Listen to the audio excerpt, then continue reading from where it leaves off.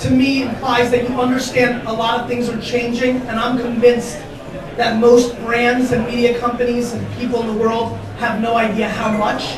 I think we're going through a massive media revolution.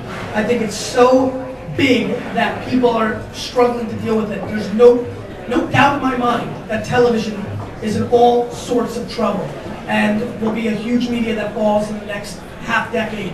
I want to say falls. Sorry to interrupt. Can't hear? But what if I do this? Can you hear now? Thanks, sir.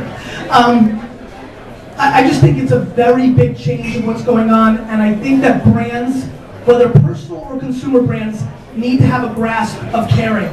Laz set me up pretty nicely. I think at the end of the day, these metrics allow us to pay attention, and if we're good brands, we'll actually care enough to engage. It's really not that complicated.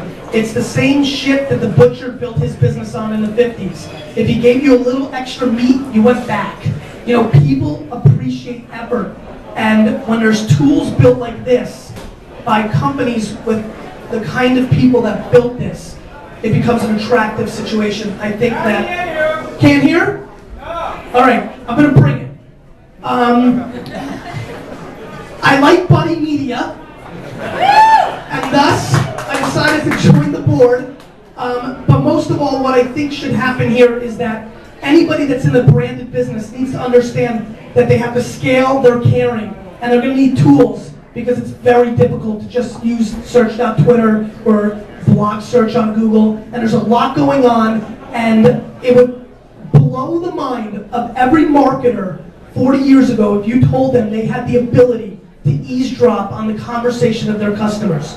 When I ran my retail wine company, Wine Library, it never scared me when somebody would call and say, I hate your cashier, and you need to fire her, I'm never coming back. That was awesome, because I could fix that. I could know who that was, we could apologize, we could fire the cashier, send the cashier to go say they're sorry. What always scared me as a retailer and in branding and in business is people like me. I go to a restaurant and the waiter spits on me, I wipe it off, I leave, I never come back, but I never ever say a word. No filling out complaint cards, I never call a place, it's just not who I am.